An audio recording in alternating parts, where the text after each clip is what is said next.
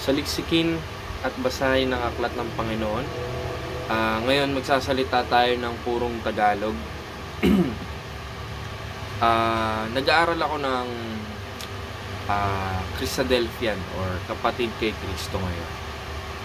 Itong sama na to, nagsimula to noong 1840s, 50s or 60s. Specifically, 1848. Pinasimulan ni John Thomas yung kanyang pag-aaral at pagsusulat ng mga doktrina, exposition patungkol sa aral ng Biblia.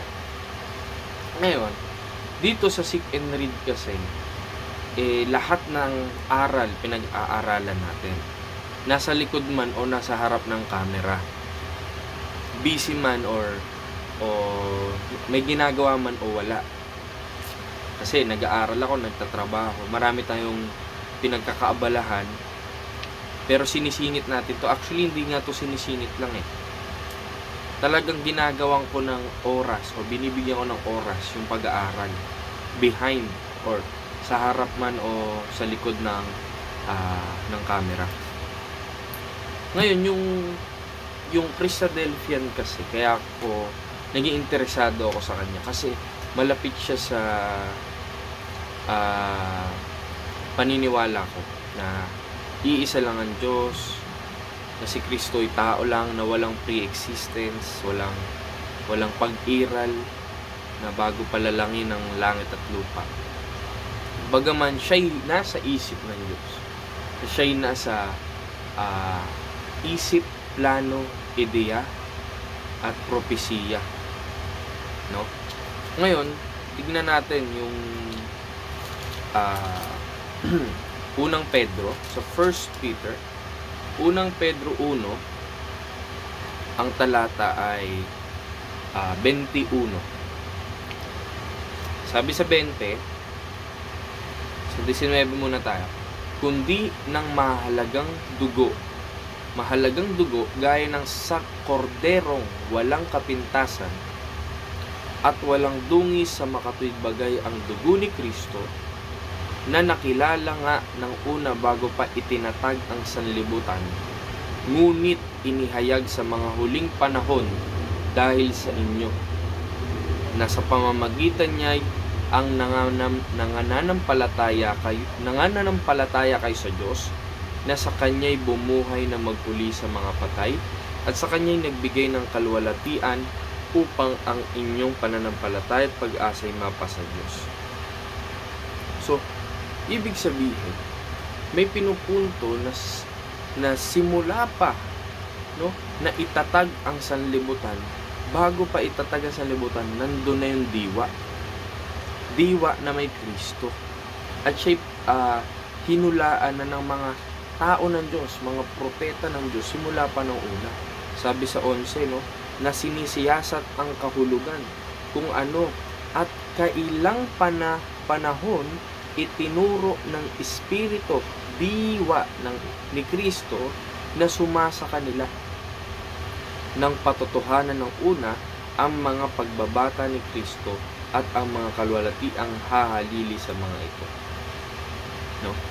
Ngayon, bago pa magkaroon, no, bago pa itatag ang sanlibutan, meron ng Kristo. Katunayan, nang itatag na ang sanlibutan, talagang binigyan na ng emphasis ng Diyos kila Eva at Adan. Kasi alam na ng Diyos na magkakamali itong Eva at Adan na ito eh. Kaya sabi sa Genesis 3:15 hanggang 16, at papag-aalitin ko ikaw at ang babae, at ang iyong binhi, at ang kanyang binhi, ito ang dudurog ng iyong ulo, at ikaw ang dudurog ng kanyang sapong. Sinabi niya sa babae, pararamihin kong lubha ang iyong kalumbayan at ang iyong paglilihi, manganganak ng may kahirapan, at sa iyong asawa ay papahinukod ang iyong kalooban, at siya'y papanginoon sa iyo.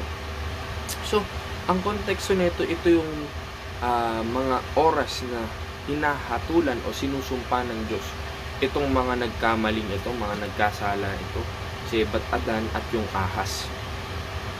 Pero sabi dito sa 15, kung makikita natin, sa English, no, and I will put enmity between thee and the woman, and between thy seed, at ang iyong binhi, at ang kanyang binhi, ito ang dudurog ng iyong ulo.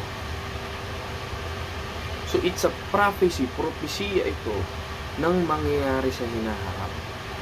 At sino yun? Yun ay si Kristo, no? Na kanyang tatalunin ang kamatayan. Dahil kasi sa serpent o sa ahas na ito, nagkaroon ng kamatayan. Bakit? Because of temptation. Tinukso niya si Eba't Adan, kainin mo ito, magiging Diyos ka. Pero sabi ng Diyos, huwag mo kakainin, di ba? Sabi ng Diyos, huwag kakainin yun para huwag kang mamatay. Pero sabi ni nung ahas, pag kinain mo to, magiging para kang Diyos na nakakaalam ng mabuti at masama. So maliwanag na ang punto kasi dito, mga kapatid, una pa lang meron ng mabuting balita ang Diyos. Ibig sabihin, nakaplano na noong una pa lang nila Eba't Adan, sa panahon nila Abraham, panahon nila David, sa trono ni David uupo ang isang hari, no? At ayun ay si Kristo. Si Kristo ang tatalo sa kamatayan. Si Kristo ang kagaya ng ipinangako kay Abraham, yung pangakong pararamihin ng kanyang mga binhi, no? Ang kanyang mga anak. Si Kristo man din ay kasama dun, no? At tayong sumasampalataya kay Kristo ay kabilang rin doon. Dahil tayo'y parte na ng isang bagong tao, which is ang katawan ni Kristo. No?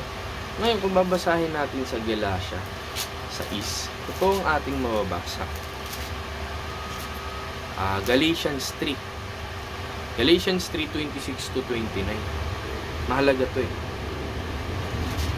Sabi sa Galatia 3:26-29, ano pat ang kautusan? Sabi dito, ngunit bago dumating ang pananampalataya, ay nabibilanggo tayo sa ilalim ng kautusan, na nakukulong tayo hanggang sa ang pananampalataya ay ipahahayag pagkatapos. Ano pat ang kautusan ay siyang naging tagapagturo natin upang ihatid tayo kay Kristo, upang tayo ariing ganap sa pamamagitan ng pananampalataya. Datapwat ngayong dumating na ang pananampalataya ay wala na tayo sa ilalim ng tagapagturo, sapagkat kayong lahat ay mga anak ng Diyos sa pamamagitan ng pananampalataya kay Kristo Jesus, sapagkat ang lahat ng sa inyo'y ay binautismuhan kay Kristo, ay ibinihi si Kristo. Walang magiging Hudyo o Griego man, walang magiging alipin o malaya man, walang magiging lalaki o babae man, sapagkat kayong lahat ay iisa kay Kristo. At pag tayo ka iisa kay Kristo, at kung kayo'y kay Kristo, kayo nga'y binhi ni Abraham at mga tagapagmana ayon sa pangako. Hindi ba't mas malinaw kapag binabasa? Ibig sabihin, yung mabuting balita, hindi lang yan sa atin tutuusan. Ang swerte natin dahil ang mabuting balita ay hinihatid pa hanggang sa panahon natin ngayon. Pero ang punto kasi, mga kapatid, yung pangakong yun ay pinangako na kay Abraham, no? Sa Galatia 12 hanggang 15, no? Sa Genesis 12 hanggang 15. Ibig sabihin, yung pangako ng Diyos ng na buhay na walang hanggan, yung pangako, lupang pinangako, kaharian ng Diyos, walang kamatayan. Kay Eba't Adan, wala nang kamatayan. Kay Abraham, magiging ama siya ng maraming bansa, no? Mamanahin ng Israel ang lupang ipinangako. Kay David ay ang kaharian ng Diyos, ang trono ni David ay mapapa kay Kristo. Kumbaga siya ang magiging successor ni David, pero yun yung walang hanggang paghahari. So no death, promised land, kingdom of God is the same thing, which is everlasting life unto God. Kaya sabi sa 1 Corinthians 15:26, after mapasakop kay Kristo, tatalunin niya yung masama, yung kamatayan. After niya mapasakop lahat ng bagay sa kanya, yung Diyos ipapasakop sa kanya lahat ng bagay. Si Kristo man din ay magpapasakop sa Diyos upang ang Diyos ay maging lahat sa lahat. So yun, ito yung isa sa mga dahilan ba't ako nagka-interest sa Christadelphian, because the gospel, for their understanding and perspective, ay patungkol sa hindi lamang sa kapal ng Biblia. Ang gospel nasa New Testament lang, no? The belief of Christadelphian is the gospel or the good news are preached by the prophets. But in these last days, God spoke unto us by His Son. Bakit? Si Kristo kasi ay pinanganak sa virgin conception, walang ama, kundi ang kanyang ama ay yung Diyos mismo. Kaya siya'y anak ng Diyos. Siya'y begotten Son of God through the womb of Mary, which is a virgin. Pero may kita natin nung binautismuhan siya, ito ang sinisinta kong anak na siyang lubos kong kinalulugdan. Ganun din nung transfiguration, sinabi rin na sa Matthew 17 na nakita siya na nag-transfigured siya. Tapos sa kaliwat kanan niya ay si Elias at si Moises. Pero pinapakita lang doon na even though may propeta noong lumang tipan, sa panahon natin ngayon, siya ang ating pakikinggan. Sabi kasi sa Biblia, ito ang sinisinta kong anak na siyang lubos kong kinalulugdan. Siya ang inyong pakinggan. So, ang ibig sabihin ng Biblia, mga kapatid, yung salita ng Diyos ay kinalat niya. No, kinalat niya. Kumbaga, hindi lang siya isang tao lang ang magsasalita. Noong unang panahon, nagsugo ang Diyos sa mga propeta upang patunayan na merong Kristong darating. At tong Kristong darating ay inanoint, no, o pinili o binuhusan ng langis, no? Kaya siya tinawag na Kristo Mesias. At paano siya binuhusan ng langis ng Diyos?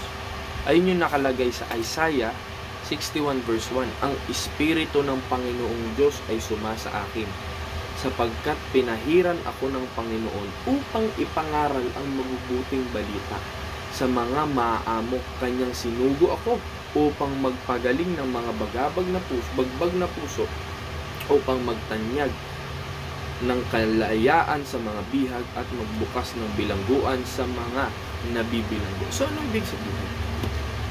Yung Espiritu ng Diyos, nang nilagay kay Kristo yun, ano nangyari kay Kristo? Nagpasimula siyang magsalita ng mabuting balita. Ayan, sapagkat pinahiran ako ng Panginoon, God the Lord, Yahweh, Adonai, the Father, anointed me to preach good tidings, good news. At kung babasahin mo yung Biblia, pinangaral ni Kristo ang kaharian ng Diyos at ang Diyos mismo, ng tunay na Diyos. So, ano ibig sabihin? Doon mo makikita yung the Word in the beginning of the Gospel of Christ. The Word or the Gospel manifest in the flesh. Manifest in the mouth of Christ. Ibig sabihin, doon niya pinasimulan ipangaral yung kaharian ng Diyos, yung katotohanan, yung kaliwanagan, yung buhay na walang hanggan. Kaya sa pasimula ay ang berbo at ang berbo ay sumasa Diyos at ang berbo ay Diyos. Ibig sabihin, ang salita, nung pasimula ng kanyang ministeryo, si Kristo, narinig na siya nila Juan, 1 John 1:1.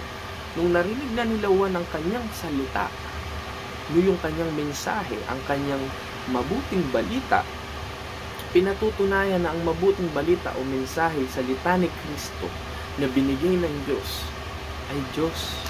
At siya'y sumasa Diyos. Dahil sabi sa John 8, hindi siya nagpapatotoo sa kanyang sarili, kundi kasama niya nagpapatotoo ang Ama.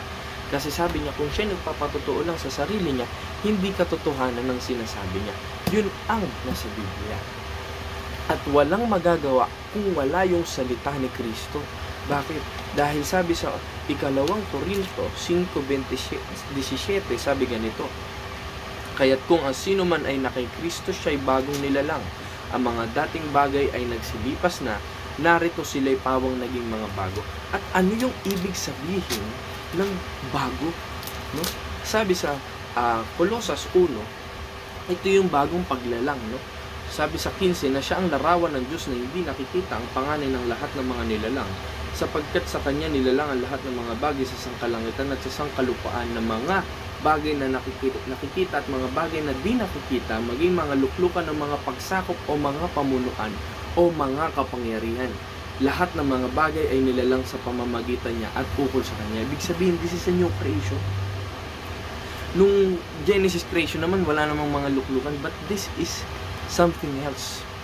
Sabi 17, at siya'y una sa lahat ng mga bagay. Dito pinaliwanag na siya'y una sa alin? Sa lahat ng bagay. Na anong bagay? At ang lahat ng mga bagay ay nangabubuhay dahil sa Kanya, at siya ang ulo ng katawan.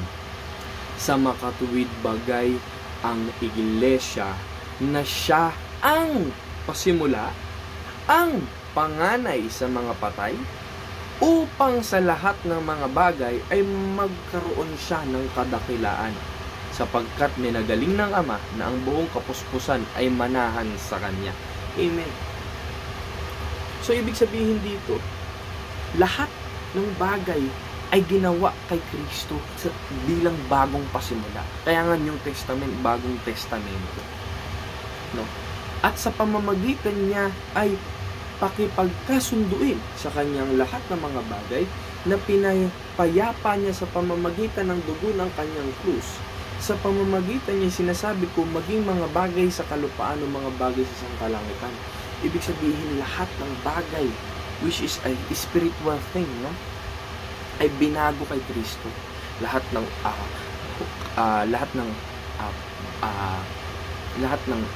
turo na mali ay binago kay Kristo Jesus. Gumawa ng bagong tao sa katauhan ni Kristo Jesus. At yun yung tinuturo ng Biblia. Kaya nga, walang magagawa kung wala si Kristo. Kasi ayun ang ginamit ng Diyos upang gumawa ng panibagong paglalang. At John the Baptist yung nagpapatotoo doon. Hindi siya ang ilaw, kundi nagpapatotoo siya na ang Diyos ay ilaw sa pamamagitan ni Kristo. Si Kristo ang liwanag si Kristo ang brightness of the glory of God. Kaningningan o kaliwanagan ng Kanyang kaluwalhatian. No, si Kristo yung larawan ng Diyos na hindi nakikita. Ngayon, anong ibig sabihin? Si Kristo yung fullness or the manifestation of the attributes and characteristics of God, but it doesn't mean He is God. Again, He is just like Moses, a prophet like Moses. Sabi sa Biblia, magtatayo ang Diyos ng propetang gaya ni Moses, which is, sabi sa Acts 3, yun ay si Kristo. At sabi sa Deuteronomy 18:18, ilalagay ko ang aking salita sa kanyang bibig. Sabi sa John 12:49, sa totoo, lalagay sa bibig ni Kristo. Sabi ni Kristo, lahat ng sinasabi ko, utos ng Ama. At sabi sa John 6:63, lahat ng mga salita sinasabi ko sa inyo ay pawang espiritu at pawang buhay. So, ibig sabihin, yung mga salita ni Kristo ay galing sa Diyos. The Word manifested in the flesh. The Word was God. Because in 1 John 1:1-5, yung Word ni Christ na tinuturo ay God is light. And of course, the Word, the prophecy, is also became flesh or manifested in the flesh, means fulfilled in the flesh. Sabi ni Kristo, sinasaliksik ninyo ang mga bagay ng kasulatan. Yan ang nagpapatotoo patungkol sa akin, 5:39 of the book of John. Sabi ni Kristo, nung nabuhay siya mag-uli sa mga patay, Luke 24:44, kailangan ito lahat ay mangyari. Dahil ito yung mga nakasulat sa aklat ni mga prophet. Sabi dito, Kinakailangan matupad ang lahat ng mga bagay na nangasusulat tungkol sa akin sa kautusan ni Moises, sa mga propeta at sa mga awit. So, maliwanag ang Biblia, mga kapatid, na itong mga Christadelphian na mga kapatid kay Kristo, ibig sabihin ng Christadelphian, Christadelphian or CA for abbreviation, means Christ, brethren. Adelphian, if you search it, brethren, brothers or sisters, mga kapatid kay Kristo. Sabi ni Kristo, huwag kayong patawag na guro, kundi isa lang inyong guro, si Kristo, at kayong lahat ay mga magkakapatid. Colossians 1:2, tayo yung mga magkakapatid o mga kapatid kay Kristo, no? Faithful brethren in Christ. So, sa Christadelphians, napaka-practical nila. Ulitin ko. May previous video, ito yun. Practical ang paniniwala ng mga Christadelphian. At yung kaduktong ng pagiging practical ng Christadelphian is they don't practice speaking in tongues. Yung badagadabi, yung gibberish babbling nonsense na ginagawa ng mga Pentecostals, mga Oneness Modalist, at ibang mga Trinitarians. This Biblical Unitarian Christian group, which is the Christadelphians, they don't practice that because they believe that the speaking in tongues that was done by the apostles of the day of the Pentecost are unlearned. Speaking in tongues, hindi nila natutunan yun. Pero dahil sa Espiritu Santo, na nagsalita sila ng mga totoong lingwahe na naiintindihan ng mga tao sa paligid nila, which is yung mga Arabo, ibang lahi, basta ibang lahi. Sabi nila, mga Galileo to, pero naiintindihan natin ang kanilang mga sinasabi. Anong ibig sabihin nun? That speaking in tongues is actually a gift from God. Kaya nilang gawin yan. Sa panahon ngayon, kahit sarili mo, di mo maintindihan. Kahit yung mga nag-i-speaking in tongues, di nila maintindihan kung ano yung pinagsasabi nila. Diba? Sabi ni Pablo, huwag niyong i-practice yung speaking in tongues kung walang tagapagpaliwanag. No? Sabi dito sa 27, kung nagsasalita ang sino man ng wika, maging dalawa o higit sa tatlo, at sunod-sunod at ang isa'y magpaliwanag. Datapwat kung walang tagapagpaliwanag ay tumahimik siya sa iglesia at siya'y magsalita sa kanyang sarili at sa Diyos. At ang dalawa o tatlo sa mga propeta ay magsipagsalita at ang iba'y magsiyasat. Datapwat kung may ipinahayag na anuman sa isang nauupo ay tumahimik ang nauuna. So, ibig sabihin, dito sa 27 to 28, yung pagsasalita ng wika, dapat may tagapagpaliwanag sa panahon natin. No? Sa panahon natin, kailangan na may tagapagpaliwanag. Bakit? Hindi na to mapapractice eh. Pero may punto kasi dito si Pablo. At yung mga apostol noong araw ng Pentecostes. Kundi ipaliwanag, ipalaganap ang salita ng Diyos o yung mabuting balita sa buong sanlibutan. Kaya yun yung isa sa mga sinyalis mo. Hindi yun nangangahulugan na para lang magmapuri na inaalihan ka ng Espiritu Santo na magji-gibberish babbling nonsense ka para lang masabing nililid ako talaga ng Diyos, meron talaga akong Holy Spirit. I don't think so. Ang Holy Spirit po, meron tayo niyan in order to preach the gospel. Hindi po yan nilalagay sa tao para lang magpasikat or para lang sabihin ako nililid talaga ako ng Diyos. Hindi po. The purpose of speaking in tongues is to preach the gospels among all nations. Para malaman nila sa iba't ibang lingwahe, alam ng Diyos na kailangan lahat ng wika matutunan. Kasi nga, di ba sa Genesis 11, nilito ng Diyos, kinonfuse niya ang mga wika ng mga tao. Pero dito kasi, kailangan na lahat ng mga tao, bagamat iba't ibang lingwahe na lahat ng tao, kailangan na lahat ng tao ay makarinig. Sabi nga ni Kristo, teach all nation, disciple them, baptize them in the name of the Father, which is the Creator, and the Son, which is the Mediator the teacher, and the Holy Spirit, which is the comforter, which is the guidance. Sabi ni Kristo, mga salitang sinasabi ko sa inyo ay pawang espiritu at pawang buhay. So, ibig sabihin nun, yung baptism ay ituturo mo sa tao. Kailangan nandoon ang lumikha, yung tagapagturo, at yung itinuro, which is yung Biblia.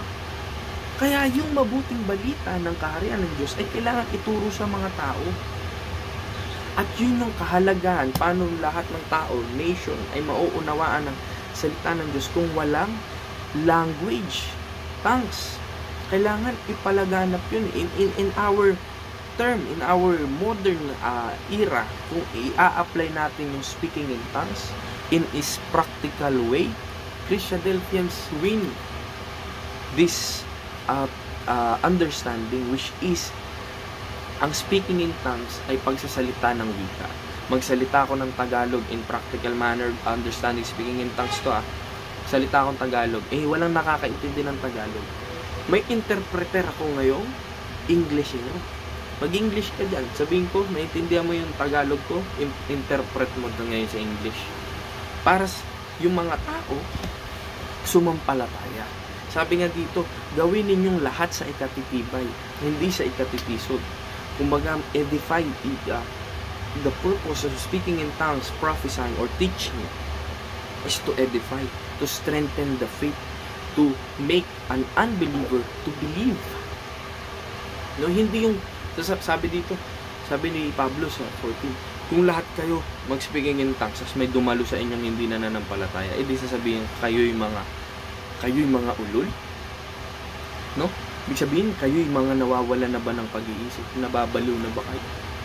So, ang ibig sabihin, ang gusto lang, kahit angelic terms, no? Angelic language ang ibig kasi natin. Hindi na natin magagawa yun.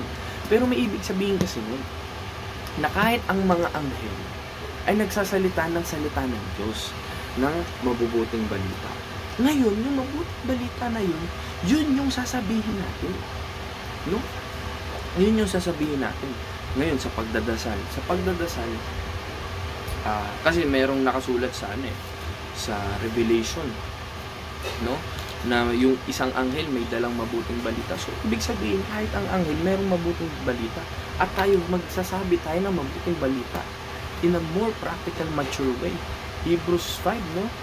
Hindi na tayo mga bata. Dapat nagtuturo na tayo ng mature, no? Na tayo maging mga guru na. Hindi na tayo dapat mga sanggol kay Kristo na umiinom ng gatas. Hindi. Na mga nakastay pa rin tayo dun sa mga pangunahing aral. Kundi doon na tayo sa mga aral na talagang pangmatanda na, kumakain na tayo ng karneng matitigas. Ibig sabihin, gusto lang ni Kristo, gusto lang ng mga apostol at nila Pablo na maging mature na tayo, hindi na tayo kasi bata Dapat ang ipangaral na rin natin sa mga tao is yung makapagpapalakas ng kanilang pananampalataya. Hindi yung magpapabaliw ng kanilang behavior, kanilang actions, kanilang mindset. Kailangan maging normal pa rin, pero nandun pa rin yung pananampalataya na uunawaan. So, balik tayo. Kapag magdadasal tayo sa Diyos ng pagtatangs, sabi naman sa 1 Corinthians 14, manalangin ka sa Diyos at tumahimik. Kapag alam mo nang hindi naman naintindihan ng ibang tao yung sinasabi mo, manahimik ka na lang, magdasal ka sa Diyos. Bakit? Kasi sabi sa Romans 8, sabi dito, sa Romans 8:26, at gayon din naman ang Espiritu ay tumutulong sa ating kahinaan. Sapagkat hindi tayo marunong manalangin ng naratapat, kundi ang Espiritu rin ang namamagitan dahil sa atin ng mga hibik na hindi maisaysay sa pananalita. No?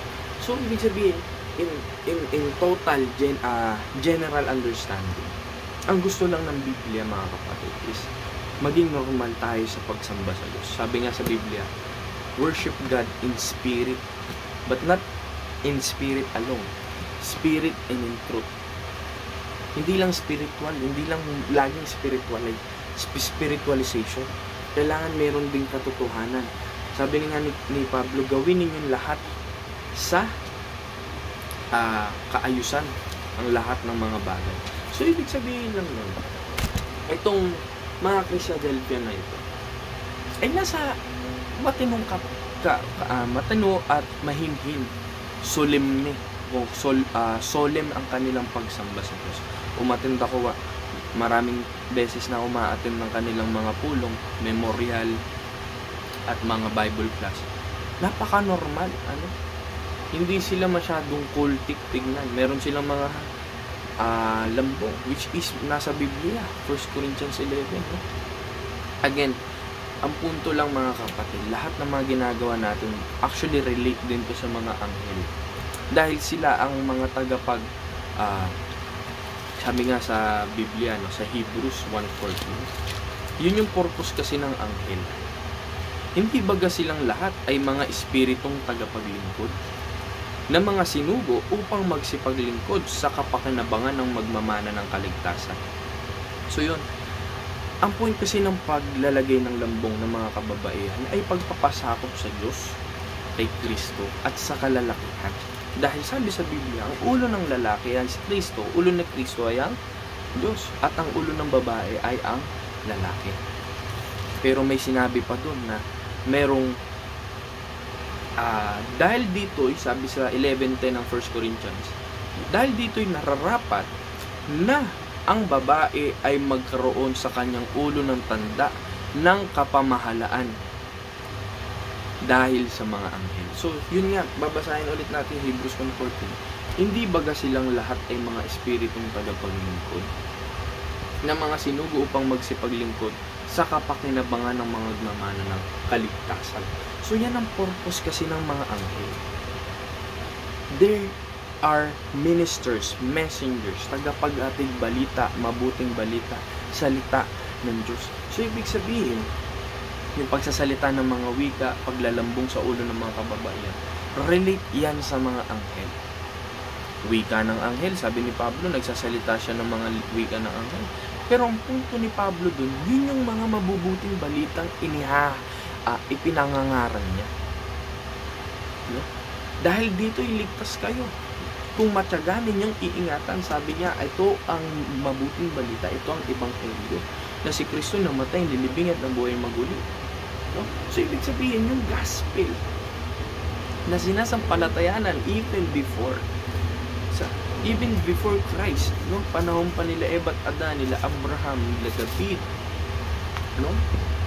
Is the purpose of the Bible is to preach the gospel, the good news of the kingdom of God na pinangako kay Abraham, David, kay Eva at Adan. Yan ang Christadelphians. Yun yung nakikita kong magandang part sa Christadelphians. At malapit sila sa understanding ko ng Biblical Unitarian Christian Church. Tingnan mo yung logo nila. Bible, tapos mundo. Yung Bible, dapat buong mundo susunod dyan sa Bible. At yung Bible, yan nagpapakita ng bagong langit at bagong lupa, ang bagong gobyerno ng Diyos, ang bagong yung kaharian ng Diyos na itatatag dito sa lupa. At ang lupa, hindi yan mawawala. Ecclesiastes 1:4, hindi yan magugunaw. It's everlasting, sabi nga sa Ecclesiastes, basahin natin ng Ecclesiastes 1:4. Isang sali ng lahi ay yumayaon at ibang sali ng lahi ay dumarating. Ngunit ang lupa ay nananatili magpakailanman. So, maliwanag. No? Sabi dito, but the earth abideth forever. So, yun nga, malapit ang paniniwala ko sa Christadelphian, paniniwala nila sa Satanas bilang isang kaaway. Walang supernatural, no? Walang masyadong fairy tales, more on practical. Ang rapture o yung caught up mangyayari yan sa isang lugar, no? Ililipat yung mga resurrected people, which is mga mananampalataya, mga nakarinig ng mabuting balita, at yung iba dun sumunod, at yung iba dun basta nakarinig, they are responsible to be judged. Ilalagay sila sa isang lugar, hahatulan sila dun, no? Sa isang lugar na yun, hahatulan sila dun, at yung iba dun, they will be rejected, destroyed, tapos yung iba dun, accepted, ipapasok doon sa millennium, no? Millennium. which is yung paghahari ni Kristo dito sa lupa. Pero bago yon, darating pa yung mga Armageddon, no? At after ng millennium na yun, yung 1,000 years, punishment of the nations, maraming punishment and judgment ang mangyayari sa pagbabalik ni Kristo. After nung ng 1,000 years, may mangyayari ulit na a second resurrection and second judgment for the responsible again. Kasi sa 1,000 years, mangangaral ulit mangangaral ulit si Kristo at kasama ng kanyang mga immortal na banal na saints. Tas yun mga yun is responsible na ngayon kasi nakarinig yung mga tinuruan. Ngayon, sila ngayon yung magiging subject or under cross ngayon sila sa judgment day. Pero may second resurrection which is yung mga namatay noong 1,000 years. Yung mga naumatay na yon, nakarinig yon ng aral, bubuhayin ulit sila at sila'y hahatulan ayon sa kanilang mga gawa. Revelation 20. Ngayon, yung kaharian ng Diyos itatatag dito sa lupa at yung Revelation kasi is not a literal book. It's apocalyptic. It's more on spiritual understanding. 666, 6 is an imperfection. 3 is a perfect number. But 3, 6 is perfect imperfection. No, ito yung isang aral ng demonyo. Sabi nga sa 14:1 no ng 2 Timothy, basahin natin. Mahalaga kasi ito yung mga aral ng demonyo. Sa 1 Timothy pala, 1 Timothy 4 verses 1, ngunit hayag na sinasabi ng Espiritu na sa mga huling panahon ang iba'y magsisatalikod sa pananampalataya at mga kikinig sa mga espiritong mapanghikayat at sa mga aral ng mga demonyo. So aral ito na itatatak sa noo at sa kanang kamay. At sa ganon, hindi ka makabibili kasi hindi ka kapanalig o hindi ka kaaral, no? Hindi ka kapanalig doon sa doktrinang kanilang pinananampalatayan. So aral ito sa noo, which is mindset, at sa kanang kamay, which is actions. Ayun lang, yun yung ibig sabihin. So yung heaven is a government, yung earth is a inhabitants o yung mga taong sumusunod doon sa heaven. Kaya nga babaguhin, kailangan magkaroon ng new heaven and new earth. Yung new heaven, yun yung bagong gobyerno, which is the government of Christ, the kingdom of God in Christ. At si Kristo yung political ruler. No? Jerusalem will be the capital of the earth, and all nations will be abide in His teachings. The teachings of God, the glory and the wisdom of God will be scattered upon the earth. Yun yung mangyayari sa inaharap. At ayun yung natuklasan ko sa Philadelphia, na pag-aralan ko yung doktrina nila sa pagkain, napaka-practical din. May provision temporal noon sa panahon ng mga Hintil dahil sila yung mga kasama ng Hudyo. Dahil Jewish transitioning because of their sensitiveness of other stuff, of the prohibited foods, forbidden food. Pero sabi ni Paul, nilinaw niya na ang pag-inom at ang pagkain ay hindi yun ang punto o yung kaligtasan patungo sa kaharian ng Diyos. No? Pero ang point lang, ang gusto lang iparating ni Paul na hindi dapat tayo magkaroon ng ikatipisod ng ibang mga kapatid. Gaya ng mga Hudyo. Yung mga Kristiyanong Hudyo ng mga panahon na yun, ay kailangan hindi sila matisod. Matisod in what? Ma-offend doon sa ginagawa ng mga Hintil. Kasi nga, ito yung transitioning that they will become one. Magiging isa na kasi ang Grego at Hudyo. Wala nang magiging Grego o Hintil man. O Hudyo o Hintil man, magiging isa na ho kay Kristo. Gaya ng mga binasa natin. Example, sa Ephesians 2, iisang bagong tao na kay Kristo, giniba na ho yung pader between Gentiles and the Jews. No, iisang tao na kay Kristo, ang tawag doon mga Kristiyano o mga kapatid na tayo kay Kristo sa kanyang iisang katawan o Iglesia. No, si Kristo ang ulo ng Iglesia at tayo yung mga katawan ng iglesia at ang Diyos ang ating sinasamba. Yun ang maliwanag dun. At thank you for watching. At isa yan sa mga pag-aaralan natin, studying Christadelphians. Christadelphian Bible Mission. Actually, lahat ng sinabi ko nandito na din, pero yung iba, mga additions, mga observance ko, dami kong pinag-aaralan mga kapatid. Yan o. Nag-aaral ako sa school, nag-aaral ako ng mga Bibles, yung may Quran ako, pinag-aaralan ngayon, marami pa akong Quran na binili. No, ito Quran din ang laman niyan eh. Pero kasi, bakit ko siya sinasaliksik lahat ng mga religion? Para maliwanagan tayo, ano ba yung totoo. Kailangan kasi pag mag-aaral tayo sa seek and read, we should go beyond the box. Alis muna tayo doon sa box, sa comfort zone, sa turo ng mga tao. Tapos, tignan natin sa taas. Tignan natin yung inside of the box, kung tama ba yung pananampalataya nila. Tapos, kuha ka ng libro. Bible, Quran, etc. Lahat ng libro, lahat ng religion pag-aralan. Tapos tignan mo sa box na yun kung ano yung mali, ano yung tama. Tapos balik ka ulit sa box kapag unawaan mo na. Ngayon, sinishare ko ngayon sa inyo yung mga nakikita ko. Nakita ko na malapit itong Christadelphians. And they don't claim that infallible si John Thomas. Si John Thomas, hindi siya perfecto.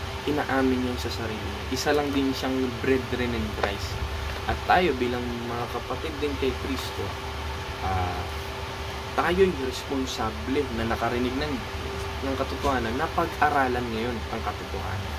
At ipangaral din, i-share yung katotohanan ng nalalaman natin. Thank you for watching. At don't forget to subscribe para alam natin yung mga pag-aaralan natin ay makasama kayo sa pag-aaral natin ng Biblia at marami pang iba. Pero most likely Bible. Because we believe in the Bible. Iisa lang ang Diyos. Yan yung natuklasan natin all throughout the years ng pag-aaral. No? Isa lang ang Diyos at wala siyang katulad. Si Kristo ay walang pre-existence. Si Kristo ay isang wisdom. Isa siyang plano na natupad. No? At yun. Si Satanas ay hindi siya isang entity, kundi isa siyang term of as adversary or enemy, which is anyone can be an enemy to anyone. No? God can send an angel to be an enemy to anyone. Humans can be a Satan to another person, like Peter. He became a Satan, an opposer, or against Jesus. No? Same in Matthew 16. It's the same thing in Judas. He became a betrayer or traitor in Christ. That's why he was called devil. It's human nature. No? Human nature. Demon possess are just mental illness, schizophrenia. Assignment niyan, schizophrenia, tsaka epilepsy, tsaka bipolar and multiple identity disorder. May kita nyo, ibig ko sabihin sa demon possess. Yan ang pinaka-explanation ng demon possess. At also yung false gods could be a demons. Ibig sabihin, they don't exist. They just human nature. Sickness, mental illness, sin, mindset. No? Yan yung mga yan. And God can also send an opposer to Israel. In 1 Kings 24, I think. 2 Kings 24, 1, and 1 Chronicles 21:1. Makikita natin yung difference. But they have similar thing. Means God can send an angel to oppose to someone. And that's adversaries or Satan in Hebrew. And if you study Satan in Jewish culture, you can understand what Christadelphian meant by that. No? So, thank you for watching. And again, seek and read. Saliksikin natin ang Biblia. Huwag nating hayaan yung ibang tao na bulungan lang tayo o sabihin lang tayo ng turo. No. We should ourselves study it. No? Thank you for watching, and the truth shall set you free.